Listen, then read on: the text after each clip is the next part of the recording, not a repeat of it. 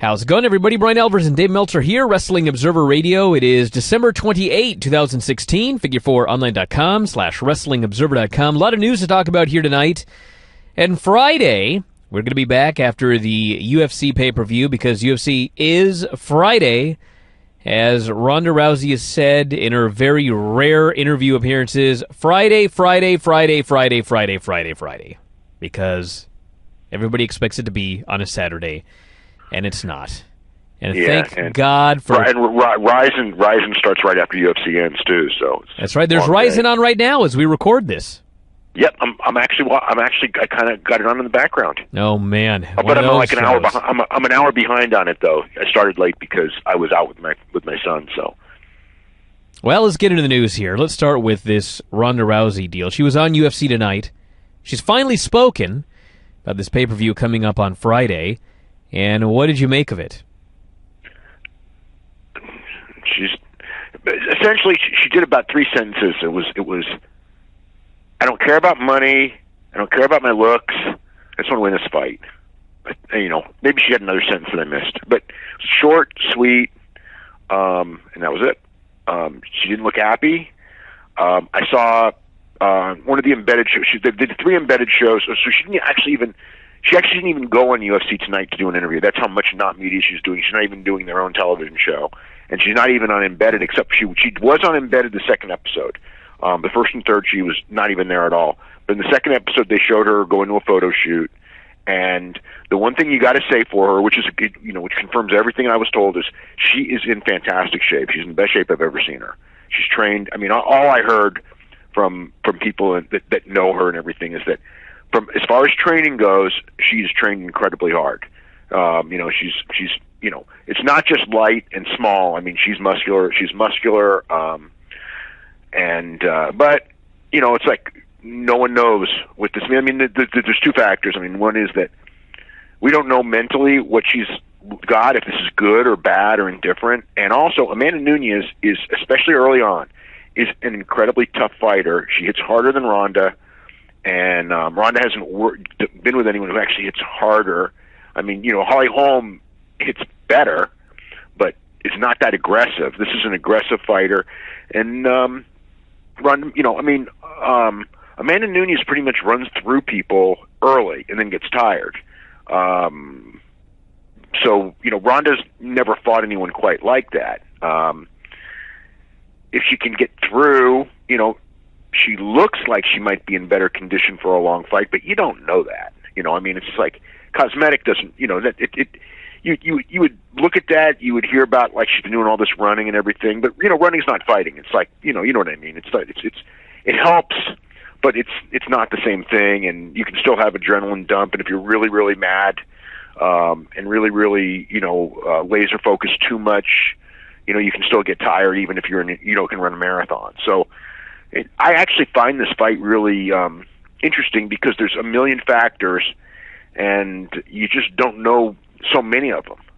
There's a lot of this, and from a business standpoint, it's an interesting fight too because, how's it going to do? I mean, I don't feel the big buzz. I think that she needed to come out, and the other thing is that I really feel that to do a big buy rate, you need major conflict in the last couple of days. I don't know that, if you really look at the biggest shows that they've done, you always have,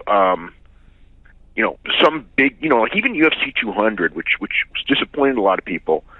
I mean, you still had all that huge news in the last couple of days. Granted, a lot of it was John Jones related, but you still had Brock and all that. And with Conor, there's always something in the last couple of days. Like Nick Diaz and GSP. There's that big news thing, and it often comes from the press conference. Sometimes it comes from something else. The biggest thing is watching Cody Garbrandt. Try to yeah, but it's so awesome. It's not at the level of something like Conor McGregor throwing. Dominic, it's too bad. It really is too bad. The more I watch Dominic Cruz, that for whatever reason, some people just aren't going to be big draws, and there's not really a reason why. Because Dominic Cruz is a fantastic fighter. He's probably one of the best fighters that there's ever been, and the best fighters that there is now. And as a promo, he's out of this world. So you would think that that would make him something. And he's been winning, and he's got a feud with Team Alpha Male, you know, which, I mean, so this fight's got a storyline, it's got everything, but it's not a money fight, even with everything going for it. It's not a money fight, but it's... I think that there is something about Dominic Cruz's fighting style that fans do not find pleasing. It is not a crowd-pleasing style. You know what? I mean, his style was really kind of boring in a lot of ways before. But if you watch his fight since he's come back from the knee injury, I mean, he looked fantastic against Mizugaki and destroyed him right away. I mean, that was like, and then the Dillashaw fight was fantastic. It was one of the best fights of the year. With Uriah, he knocked Uriah down several times, and Uriah usually doesn't get knocked down and things like that. I mean, he clowned him, honestly. And I hate to say that about Uriah, but he did. So, I mean, since he's come back, you're right, but you know what? It takes a long time for fans. It goes both ways. I mean, if Anderson Silva is going to have a fight, it doesn't matter what Anderson Silva looked like in his last 3 fights. People are going to remember the Anderson Silva from his prime. And I think that Cruz, since his comeback, I think there are a lot of fans that still have this memory in their mind of the old Dominic Cruz, and they're not excited at the possibility of seeing him actually in a fight. Now, this one here, it's just hard because this should be such a huge pay-per-view because of this Cody Garbrandt Dominic Cruz deal. I mean, it just should be so huge, but I feel like it's not going to be because of this. Like, if this show does well, I think it's because of Ronda Rousey. But man, the whole show is like either Ronda is such a good draw that she can overcome not even promoting the fight and having a no-name opponent, or every factor that's working against this fight, which is her not promoting it, a no-name opponent, and a Friday night, will overcome the fact that even Ronda Rousey's in the fight. I mean, the one thing is that then I think we really learned this, and every situation is different. But like with Floyd was doing big numbers, and then after the Pacquiao fight, Floyd hasn't done big numbers ever since. You would think that like winning that fight in front of so many people, like you just never know. But the fight really sucked, and it soured a lot of people. I mean, Ronda's last fight didn't suck, but Ronda over the last year, I mean, she hasn't done herself any good from a marketability-wise. I mean, just the way she handled the loss and everything. So I don't know what that means, because her fan base is very difficult for me to, you know what I mean? It's like the people who I know are not the Ronda Rousey fan base. I mean, they're the McGregor fan base, or you know what I mean? I mean, Ronda's fan base is a lot of women. And I don't know if they were just in for the fad of Ronda Rousey a year ago, and now they're moved on to a new fad. I don't know. We won't know until Friday night when we hear about, if the sports bars packed like they were before. And because that's the key. And if they're not, then that's a sign. And if they are, there is a story. I mean, Ronda Rousey coming for revenge. She hasn't fought in a year plus, and going for a championship, and maybe she's so mad and determined that she won't do promos. I mean, there is a story there. Well, let me tell you one thing about this. This is a very small sample size, but when Ronda used to fight, I know a lot of women that couldn't wait for it. And these same women, I haven't heard one of them say one word about this fight. And a lot of it was, these women weren't even MMA fans. They were fans. No, that's the whole thing. But hold on, here's my point. My point is, those fans heard about Ronda's upcoming fights through the media. So I think it was a huge mistake for her not to do media for this. Yeah. I think that I think a lot of the women that I know that used to watch Ronda Rousey fight don't even know she's fighting on Friday. I mean, maybe they'd be excited if they knew that, and maybe they'll figure it out on Thursday or Friday. Maybe something will happen, or they'll hear about it from a buddy. But I mean, I don't even think they know it's happening. Yeah, I mean, but that's the thing. I mean, she'd be all over the media and in places that other fighters can't get to, and there'd be talk in places that normally don't talk about MMA. And she also was able to market, grudge match aspect. There's no grudge match aspect of this because, number one, there really isn't, and number two, there's even a fake one being marketed. I mean, it's like because no one's saying anything, and the thing with grudges too. I want to mention one other thing about Ronda and this Cody Garbrandt thing. Ronda and Betch Kohea had a rivalry, and Betch Kohea was like not a star at all. But because Ronda was such a big star, it did a big number. Now, with Dominic and Cody Garbrandt, number. Yeah, Dominic is no Ronda Rousey #1, even though he's awesome. He's absolutely spectacular in his role. And I think part of the problem here is the awesome grudge battle that he's having is with Cody Garbrandt, who I don't think is that big a star right now. No, he's not a star. I mean, the only thing he's got is that he's from Team Alpha Male, so it's the latest in that story, and he's got knockout power. I mean, he has looked really great. If you know, in every fight, yeah, but he's not the guy that's going to capture your casual audience to watch this show. Well, he's not a good talker, and he's been clowned on the mic like something like horribly has he ever? You know, I mean, it's like at least Uriah's competition, sorta. Not really, but sort of, as far as talking. But I mean, TJ was out of his league, but Cody's not a talker. I mean, the only good thing is it's too bad that we didn't get to see Cody throw all that furniture yesterday, because that would have been. Dude, I think that actually it was better. It was better to have Dominic Cruz in the room going, I can hear him throwing furniture outside, because you could make a mental image in your mind of this crazy numbskull outside throwing furniture, trying to get into Dominic Cruz's room to fight for free when he's going to get paid on Friday. Yeah. For those that don't know, they're doing this interview. And Dominic, they're in separate rooms because they don't want them together. That's right. And Dominic Cruz gets on the guy's girlfriend again because she posted something on Instagram and something happened. And Dominic's like, you got to control your woman. She shouldn't be on Instagram talking about you. It's clear who wears the pants in this relationship. And Cody Garbrandt flips out and he goes, take my mic off. I'm going to go get you. And Dominic's just like, come get me, dude. And, of course, Cody storms out of the room like he's going to go try to get Dominic Cruz and fight him or something like some caveman, and Dominic's just sitting there going, I hear him throwing stuff outside. It's just like, you made this guy look like such an idiot. Yeah. It was amazing. But it's like Cody Garbrandt could still tag him. I mean, even though I expect Dominic wins this fight, just because I expect Dominic to win every single fight until he gets slow. But Cody Garbrandt, he does hit hard, and if he does hurt, if he does crack him, he can put him away. He put away Almeida, and nobody had done anything to Almeida. People had knocked Almeida down. I shouldn't say that, but nobody had beaten Almeida, and he pretty much devastated Almeida, and he's pretty much done that to everyone. So it's a big step up in competition. I think it's a little bit early. It's just for the fight, but I don't want to say there was nobody else because there was TJ, who could have gotten the shot and is very bitter that he didn't, but. This one made a better story than TJ. TJ and Lineker are going to fight. TJ and Lineker may have TJ Dillashaw and John Lineker are fighting on the show as well, and they may have a great fight on that card. And the winner of that's going to, be the most likely next contender for the championship. It's Mike Goldberg's last show. Mike Goldberg's last show. Well, we knew it was coming. It hadn't been a secret. I didn't know when, but end of the year, so. Just so weird, a guy's going in and he's got to call his last show. Well, he got buried as he's being fired. He pretty much got buried before the last pay-per-view. That's why I was I just thought Dana, going out there and basically saying that they were going to get rid of him a month ago. And it's he's still calling a couple of more shows. I mean, why do you say it before? You know what I mean? Wait until he's done and then go, thank you very much.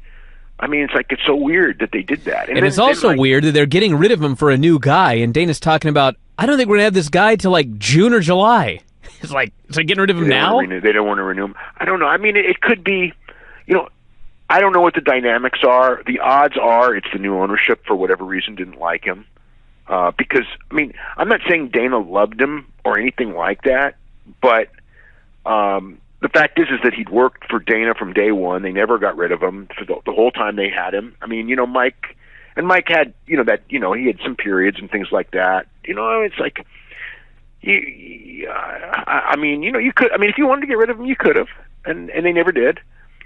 And now they're doing it without a replacement. I think Jim Rome, if that story is even close to accurate about Jim Rome being the replacement, it could backfire. It's from what I've seen, Jim Rome's not a play-by-play guy. Maybe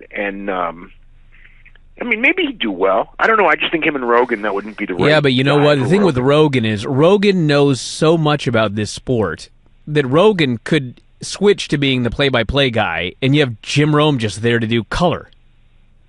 Jim Rome doesn't. I shouldn't say. I know he didn't know the sport. He may, and he could study it and learn it. Well, somebody who doesn't know the sport's better doing color than play-by-play.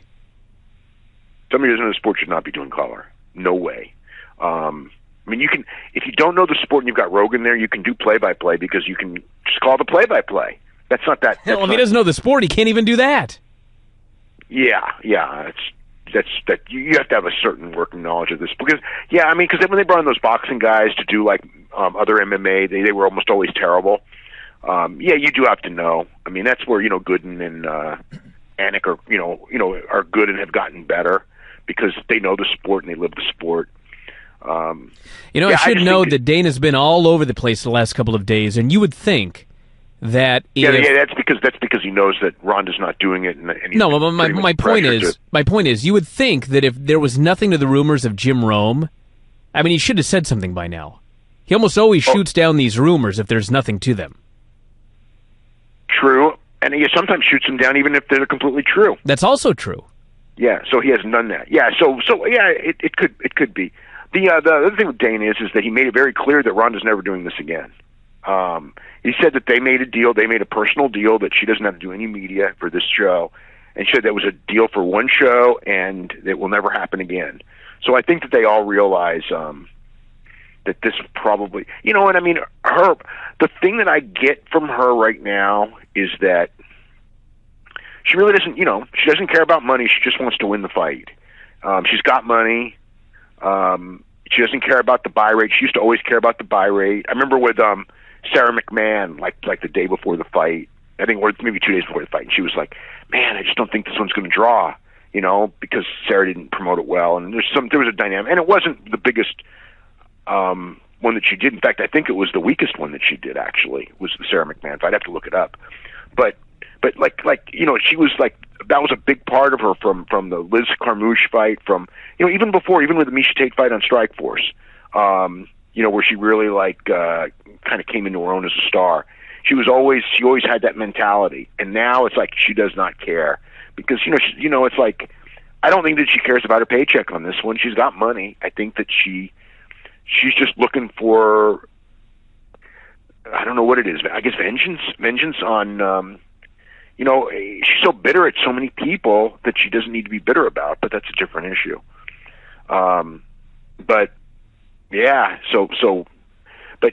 They're not going to let this happen again. I think everyone knows that was I think right now they all know that was a big mistake. I don't know. I could, again, like Floyd had fights that didn't do, Floyd did like 500,000 buys, and that was on a Saturday, 550,000 the last time. So it's like, just because you've got a big name and you used to draw, if the dynamic isn't there, you're not going to draw just because of who you are. You need, it's not just some person. You need the opponent and you need the story. And there could be a story. There is a story, her coming back for her championship, but who's telling it? So it's like, and there is an opponent she's not really over, and then the lack of the press conference, that certainly hurts. The lack of the sound bites doesn't help any. She's going to show up at the weigh-ins, from what I understand, though, tomorrow. So, she is going to be at the weigh-ins. As far as I know, I was told that she's going to be at the weigh-ins. Yeah. Well, there you go. So that'll be the first that people see of her in person, and then we'll see how the crowd reaction is to her, because that's another thing. I expect her to get booed at weigh-ins. Maybe not because it's not like Amanda Nunes is super popular and Ronda is a star, but I think she's going to get booed because weigh-ins is more of a hardcore crowd. The live crowd, she may get cheered a lot at the live show. I could see that just because there's probably going to be, that's a lot more people. Josh Barnett, latest fighter to be flagged for a potential drug test violation by USADA, December 9th out of competition test. What's going on? Yeah. Well, we don't know the drug yet, so it's kind of hard to, I kind of hate to say anything until we know the drug, but it's his fourth failure. You know what I mean? That's like, this is not worth failing over. It's just like, it's not, especially for him, if it is a PED and it is his fourth failure, they They may just go with 2 years anyway because it's been so many years since he last failed, or they may go longer. They may go 3 years or something. But I mean, at his age, at 39, almost 40, it could end his career easily. End his career. So it's not something. Again, got to wait and see. But yeah, it's not. You don't want to. It's not this. This is not something. I mean, nobody. It's not worth doing the stuff because. But I mean, I don't know. I mean, we have to see what the drug is that he failed for. But either way,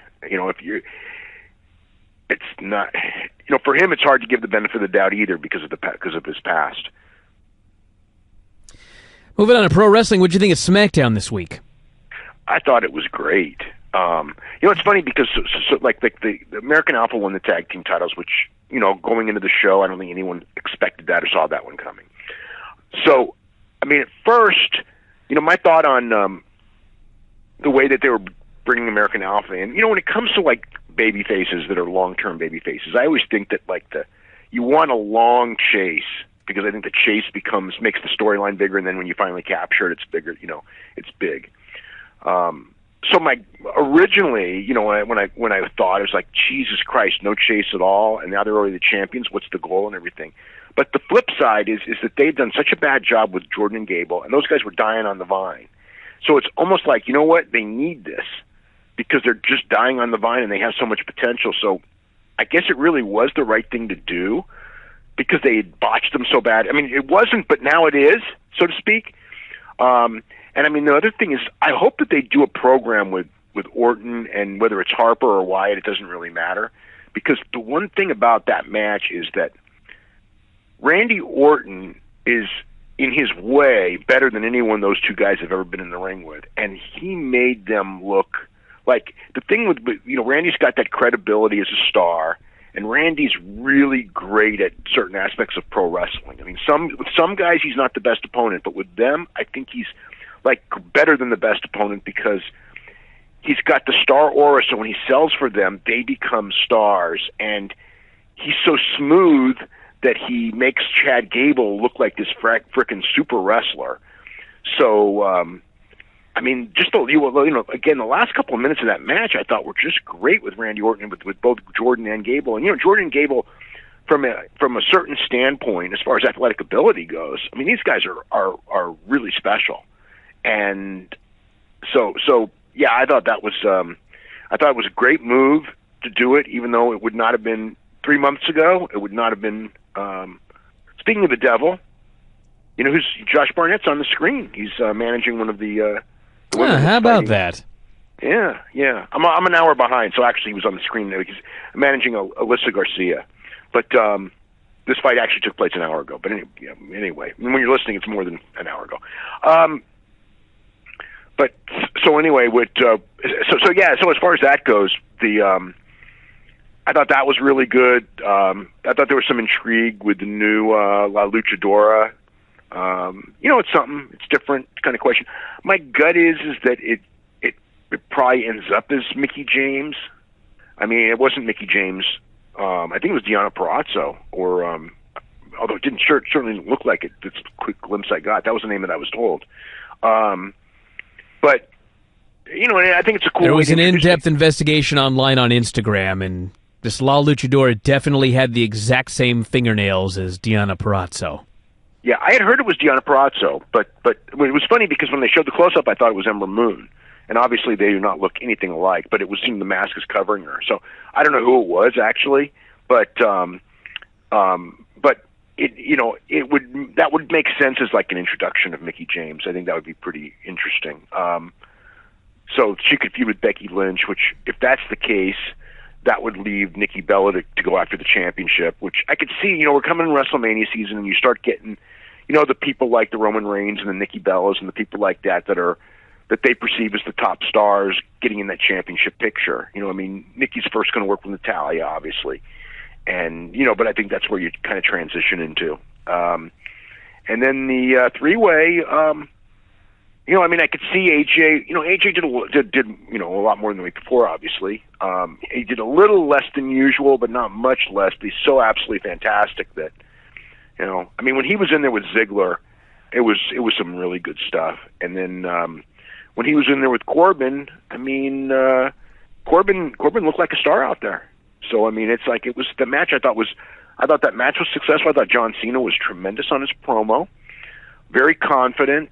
He comes across like a complete superstar. Like the only guy there, you really see the difference between him and Dean Ambrose when it comes to being in that top babyface position. Even though a lot of people boo him and everything. And with AJ, a lot of people are going to boo him because AJ honestly probably needs to go back babyface at some point. Fairly soon. I wouldn't say necessarily before WrestleMania soon, but. The people just love him. He's practically a babyface on every show. He did the babyface double leg drop spot with Dean Ambrose. He did the babyface handshake with John Cena at the end of the show. I mean, I don't know if it's coming before Mania, but I think it's coming soon. Yeah, I wouldn't make the big move. Well, it depends. You know what? Okay, if he's going to lose to Cena, then he's going to transition to somebody else. Because I don't see him and Cena at Mania. Because Cena's probably with Undertaker. I mean that's like a 90% at this point. So if that's the case, you've got to find an opponent for AJ, unless he's in a multiple person match, which could be. Hope not. I mean, I guess the clean opponent would be Randy, but I kind of hope that Randy's in there with Jordan and Gable still for at that point. I mean, AJ and Randy, it's a new match and they're two big stars, so there's something to that. I suppose he could work with Bray, but Bray's, again, Bray probably should be with Randy. I don't know. Like, I don't know who they're, maybe they could bring somebody up for him like Nakamura. Ha ha ha. I don't think that's going to happen, but it would be good if they did. 205 Live. 205 Live, it was a Neville show. It sure was a Neville show. Yeah. He was awesome. Neville and Rich Swann had a good non-title match. Neville won. I mean, it was that was pretty good stuff. Clearly, I'm higher on Neville than you are. Oh, I think he's good. I thought he was awesome. I thought he was unbelievably great on this show. I think his heel turn, it's the best work he's ever done in this company. I think he's so great. Well, he's because a level above everybody in this cruiserweight division. Well, he's been given a chance to be, personality-wise. No one else has really been given the chance. They've been given such terrible characters. I mean, across the board. I mean, Brian Kendrick's got his character, but it's not a main event character. But it's a great character. But Kendrick's character is nice and good, but it's not a main event character. I mean, the Neville character, as far as king of the cruiserweights and just being so nasty and all, it's more of a main event character. Aries could be a main eventer there too. I mean, that's as a heel, and he maybe even better. But he's right now doing the announcing. But I mean, his work is fantastic, and it always will be. He's super gifted in the ring. So he definitely adds a lot to that division, almost like night and day. But some of the other stuff, I don't know how the Noam Dar thing with Alicia Fox is going to go. We'll see. I thought that the Cedric and Tony Nese match was technically very good, very, very good. The only negative is that the people didn't really care, and that that thing with Tony Nese is so good, but it's not it's not a good in the way that gets over in WWE. And then you use that palm strike as a finish, which there's nothing wrong with it if you've been watching Japanese wrestling for years. But to that audience, it was like you could see that they had no idea that was a finish, and they were really flat for that. And then with the duel, as far as the duel went, I was entertained by it. Yeah, it was great. I thought that was really well done. I thought that Jack Gallagher's a tremendous personality. I haven't been a big fan of Daivari just because I think that he's not so great, and they needed all great people. But I think for the role that he's in with Gallagher, it's kind of worked a little bit. And then the Mustafa Ali and John Urimed. I mean, John blew out his knee on the first move. What can you say? The Mustafa Ali, his finishing move is really cool, though. So, I mean, that's what you want. You want cool moves on a cruiserweight show. So Mick Foley did a big thing on Facebook today talking about his travails with his hip. He does not have health insurance right now. There was health insurance rigmarole, and his insurance was canceled. It would cost $60,000 out of pocket to get his hip replaced. Doesn't know if he wants to pay it. Doesn't know if he's going to have insurance in 2017. And that's, I guess, the update. Yeah, and he doesn't want anyone raising funds for him, though. He just finds that very, very not tasteful. So. Well, he made a mistake talking about this publicly then, because everyone's going to try now. Yeah, no, he's told people, do not donate to any cause for me. He doesn't want to be that person. So yeah, I mean, that's the situation. I don't think that he wanted that out, but once it was out, he was going to address it. So another thing I reported that got that people didn't like, but it's what it is. Dude, you're in trouble now. I'm not sure trouble, but I mean, he was. I think he was happy. So many people, when they found out, wished him well and everything like that. But I don't think he wanted it to be public knowledge. But it is. What do you? I mean, I maybe I shouldn't say that for sure, because it's not But so again, he's going to be on until he has the surgery. But he doesn't have a contract with the company. And it is interesting when he did that thing, where he goes I know how this is going to end, and it's he knows it's going to end, and that someday Vince is just going to go, okay, it's time for a change, and then it's over. So that's the deal. And I think he really likes it, but going through airports and the travel is absolutely killing him. He's in excruciating pain going through that. So that's the negative on it. I think there's mixed feelings. I think he likes being a performer, and I think he loves to help others get over. I think he really likes that. Cody Runnels' situation. There's nothing really new on that, other than I think that he regrets that he made it public, but it doesn't change how he feels. And I know that there's other family members, especially his sister, that were quite unhappy about this. But I mean, it's a weird deal. It's I mean, it's not even it's never good when you exploit that situation. It's never good. It's always bad. The thing is that in other cases when they've done it, it's and this doesn't justify it, but with Rey Mysterio and everything, when they did the whole Eddie Guerrero thing, it was to make Rey Mysterio into a main event star, and it was a big major angle, and all that. I mean, in some ways that made it worse, but but it was a big picture thing.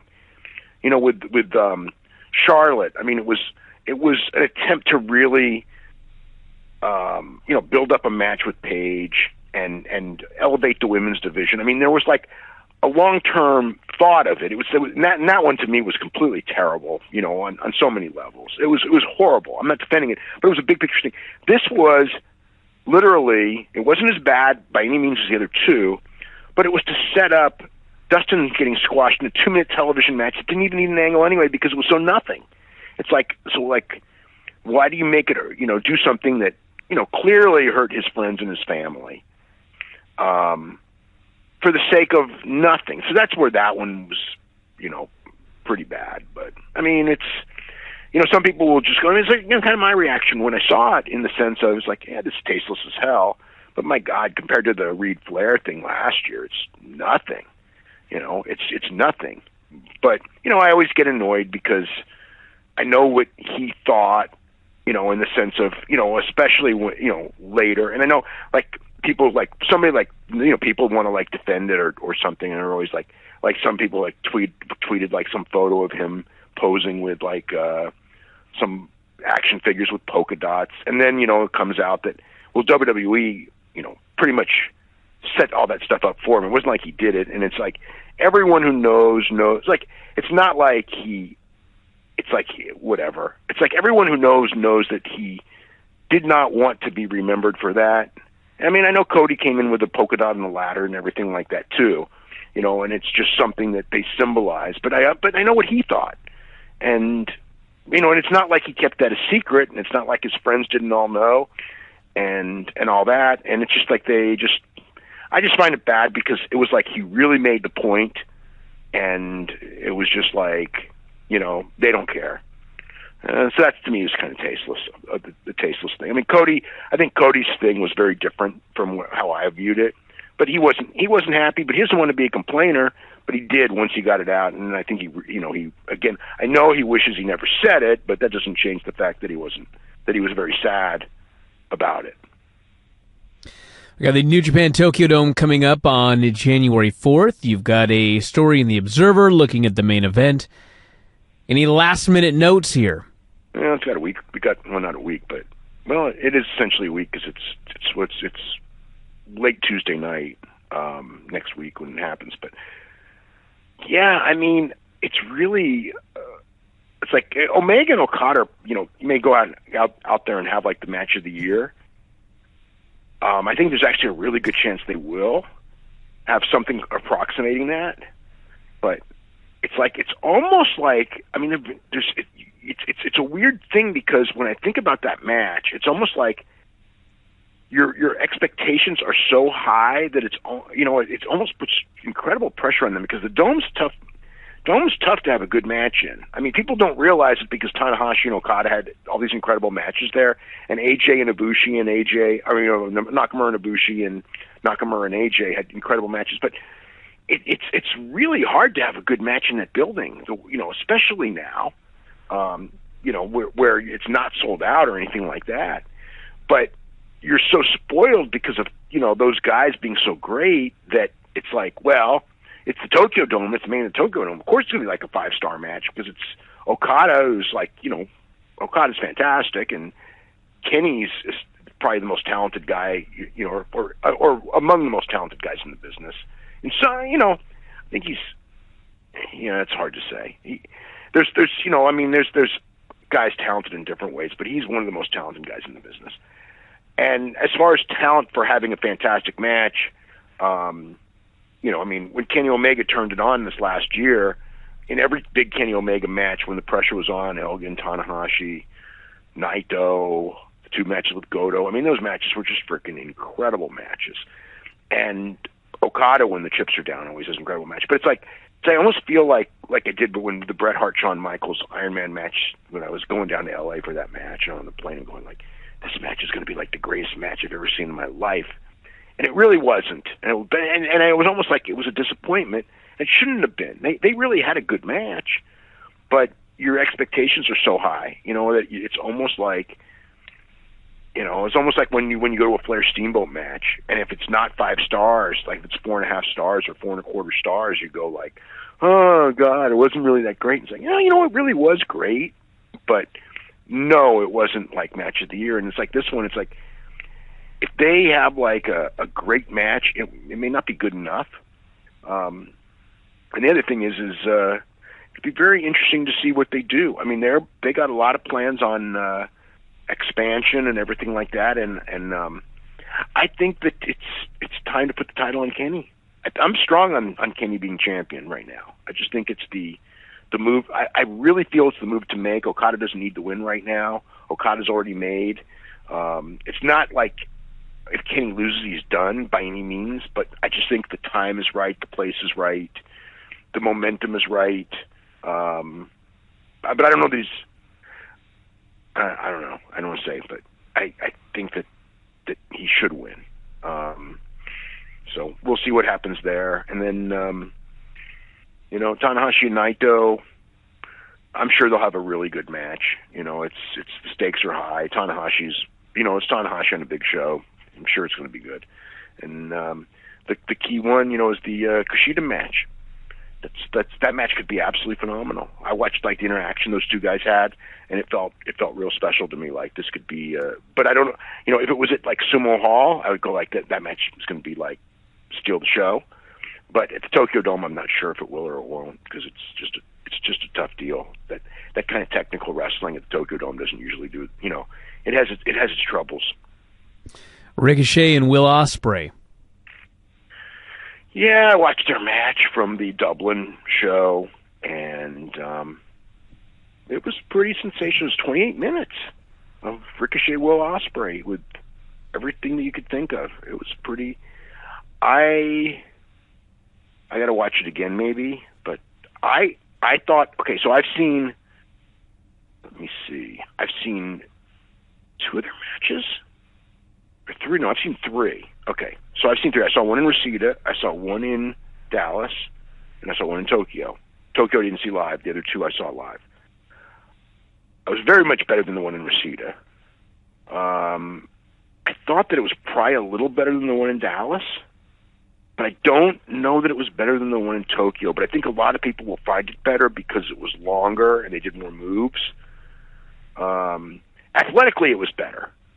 Athletically, it was mind-blowing great athletically. Just was like ridiculous, almost to the point of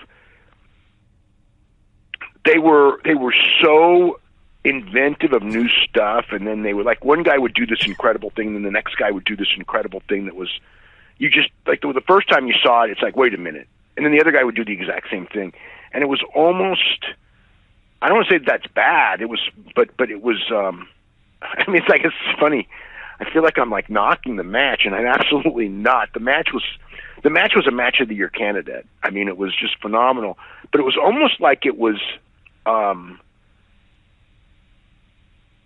so much that it was, I don't know. I don't want to say it was too much. I don't want to say that, but it was, I don't know. I'm not going to say anything bad about it. It's a match that everybody should see. The heat was great. It was, again, God, it was so long. I mean, not as a negative. It wasn't like it didn't peak right or anything like that. I mean, it started slower and everything. I mean, they didn't really get to going for a couple minutes, but, they shouldn't have. And they did a lot of brawling. They did a lot of high flying. They did a lot of crazy acrobatic stuff, lots and lots. They were in this really small ring. I mean, that ring was so damn small, in a little building and everything like that. But, yeah, I mean, I would tell you, it's an absolutely must-see match. And those 2 guys are great. I think some people, if you did not like the Tokyo match, and there are people who did, you would not like this match either.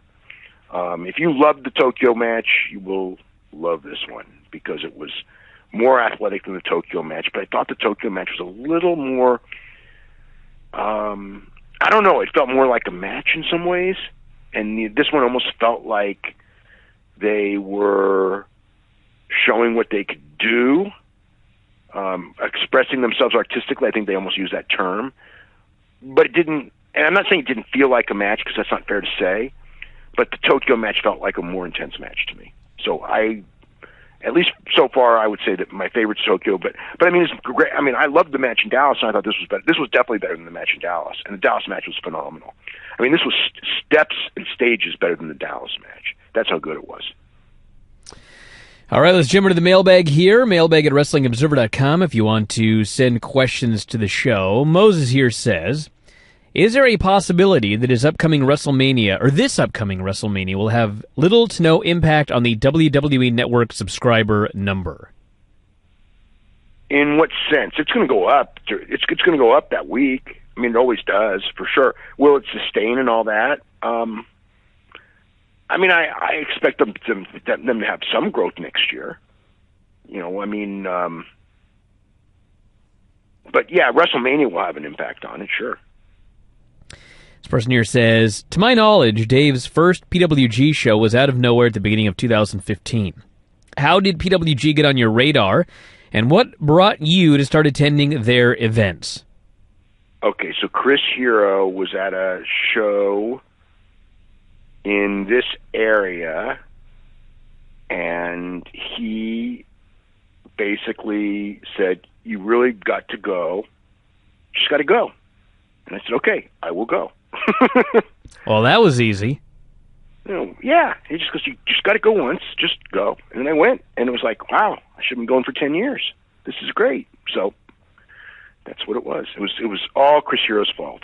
God, now everyone's going to tell you got to do all sorts of things. Like go to see the Tokyo Dome.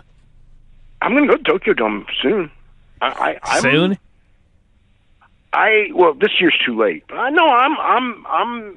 As much as I don't want to travel, I've been in Japan in 20 years now. I really want to go to the Tokyo Dome next year. I really wanted to go this year. The only if that show, I wish the show was like on a Saturday. When January 4th is on a Saturday, I really should go. Because my mentality always is I want to take my son, but he's got this year he's got school, so I don't want him to miss school over it. So it was kind of like, well, he's whatever. And then by the time I go, I just had this feeling that it's going to be like the Pride stuff. It's like I always wanted to go to see Pride. I always want to see K1 World Grand Prix. I never went to one K1 World Grand Prix. I want to see that so bad. And by the time it was like, okay, you know what? It's time to go to the K1 Grand Prix. There was no K1 World Grand Prix. It was all over. And the same thing with Pride. There was a couple of those Pride New Year's Eve shows. But the whole deal was back when they were doing those Pride New Year's Eve shows, the January 4th Tokyo Dome show, never got my fancy. This is when New Japan wasn't really doing very well. So it was kind of like, well, God, I want to go when they have a great Tokyo Dome show and a great Saitama show in the same week. So I'll wait till New Japan, gets its act together. And then there was no more, New Year's Eve show. So it's kind of like I missed the whole Pride thing. I wish I'd gone to a lot of those Pride shows, but it just never worked out. And then, I'm sure I really wish I would. I mean, I almost went to Wrestle Kingdom 9. I came very close to going to that one. And then, and I kind of wish, it was fun watching it on pay-per-view here with JR and, calling the shots. I actually had a great time that night watching it. And last year I thought about it. This year I thought about it strongly, but it just didn't work out and it was too late. I had friends who went, tried to talk me into it last year. But next year I think I'm going to go just because I've already told people, and I always kind of promised some people, and a lot of people want to make the trip.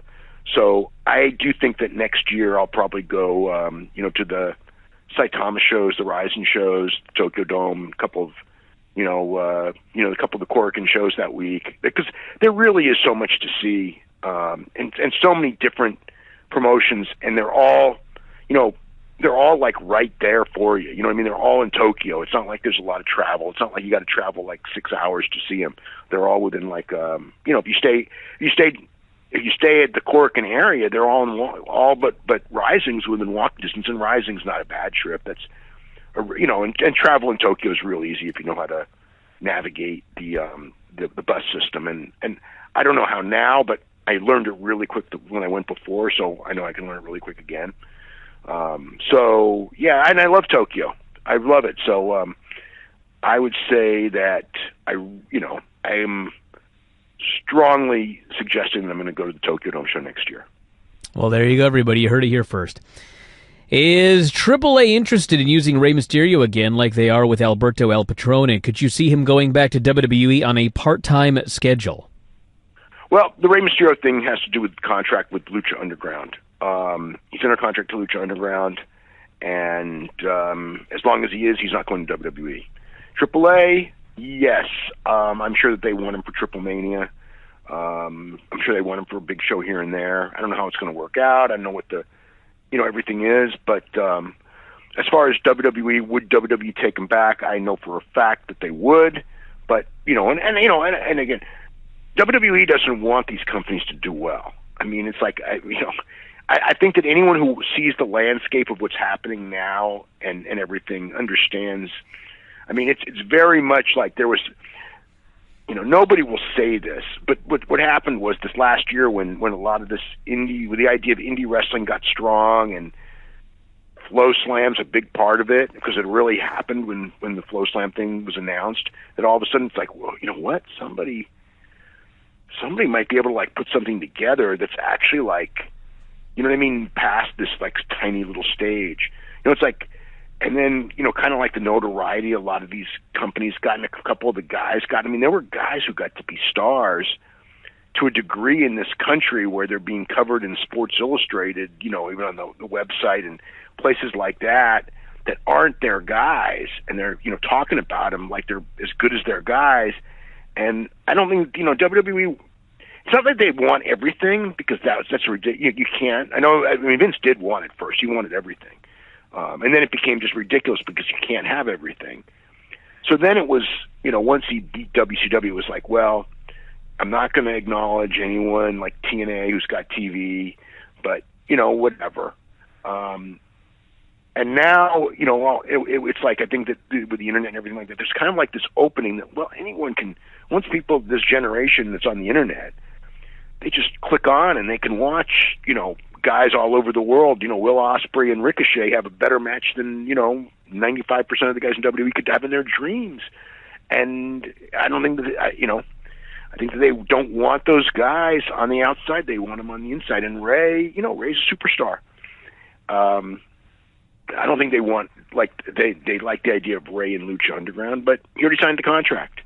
So he's there.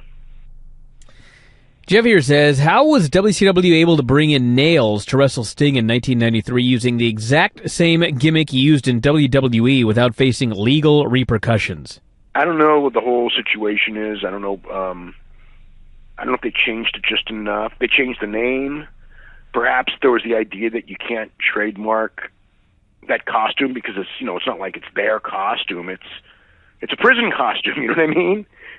So I don't know all the legalities, but they did, and that was a great move by WCW. They got a lot of value out of him. Luke here says, on Talking Smack, JBL said John Cena has been in the second most big matches of anyone in WWE history after Bruno Sammartino. Well, he was just kind of talking out of his ass. I mean, I shouldn't say that, but he this person wants to know, who else would you rank above Cena in that category? As far as having big matches? Or what? Yeah, WWE history, the most big matches. Depends on what you consider a big match. I mean, Bruno was a different era. It's just a totally different type of thing. If you're talking about most main events at house shows, I would say, obviously Bruno had the longer run, so he would have more. But John would have more than, John probably has more than Hogan. That's bigger, but more. He's been in a lot of WrestleManias for a lot of years. You could, I don't know, it's like, what's a big match? But he in this modern era, he had more longevity on top than Dwayne and more than Austin. Maybe not more than Triple H. Triple H might have had more. I don't know. Luke here says, regarding Muhammad Hassan, was this a 100% Vince McMahon gimmick? I don't know. It was. They did the. I'm trying to think how that angle. They did the angle first in OVW before. So they tweaked it in WWE, but they did it in OVW, I think, first. So it would have been. Not Vince McMahon. It would have been, Cornette, probably. Wilden here says, how much power do you think Dana White has lost since the UFC sale? It seems that many of the decisions that are being made are the opposite of the decisions he would have made just a few months ago. Is he becoming more of a figurehead, or does he still have some real power behind the scenes? And who does he report to? He has power. But as far as... Okay, so as far as like booking fights, he has a lot of power. As far as making main events, he has a lot of power. As far as big picture business decisions, if Ari wants something, Ari's got the power. But it's not like Ari is going to Dana and going like, I want I don't know. I want Cody Garbrandt instead of T.J. Dillashaw in this main event. You know what I mean? It's like, it's not like that's happening. But when it comes to, like firing Chuck Liddell, obviously, Dana, it wasn't Dana's call. Dana, there's a lot of decisions that have been made that Dana wouldn't have made. There's been a lot of changes made that wouldn't have been made if Dana was fully in charge of everything. So it's just but when you sell it, it's going to be like that. That's what's going to happen. It's a different era. Whether it's good or bad, time will tell. I was, I don't know if it's fear of the unknown, but I wasn't, I know what Lorenzo knows, and I know Lorenzo grew up, so to speak, as the business grew up and was in control, and and got very, very smart at this business, as did Dana. They learned, they made their mistakes, they learned from their mistakes greatly, which is the one thing that I can say that they've done better than the wrestling people. They've been very good at figuring out who's going to be stars beforehand. That even though they were, again, in some cases, the fighters didn't fight at star level, and they're not. No one in fighting, especially, in wrestling it's the same way, but in fighting especially, you'll never bat 1,000 when it comes to stars, because some people are just not going to win the big fights. But when they've had people who had potential to be stars that were good fighters, they figured it out early, and they sure didn't stand in their way and come up with reasons why they couldn't. If anything, they were ahead of the curve, and they were stronger than most people on them. Will these people be like that? I mean, I don't know. But I had a lot of confidence in to a pretty strong degree, when it came to Lorenzo and Dana running that company. Even if I didn't forget about personal business, I had great respect for what they had done, and the fact that, again, they'd learned a lot, and they didn't agree with everything that they did, but they usually made the right call. A lot of times when I didn't agree with the call, it ended up being the right call. So I had a lot of confidence in those guys. With these guys, they got to learn, and it's not an easy business to learn.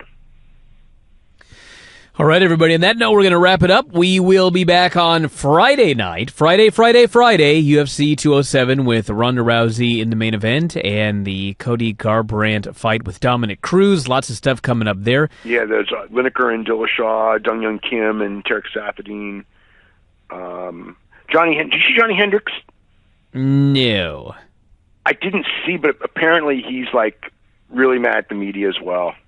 Oh, I think man. He challenged media people to cut weight and see how they like it. Wow. Yeah, all I know is that, man... Well, the media doesn't have to cut weight, and neither does Johnny Hendricks, but he chose to. Well, all I'll say is, man, I would never want to cut from 220 to 170. Yeah, well, maybe you shouldn't get to 220 if you got to fight at 170. That's just me. That's part of it, absolutely. And that may be why, I tell you what, I mean, I sure never want to do that, though.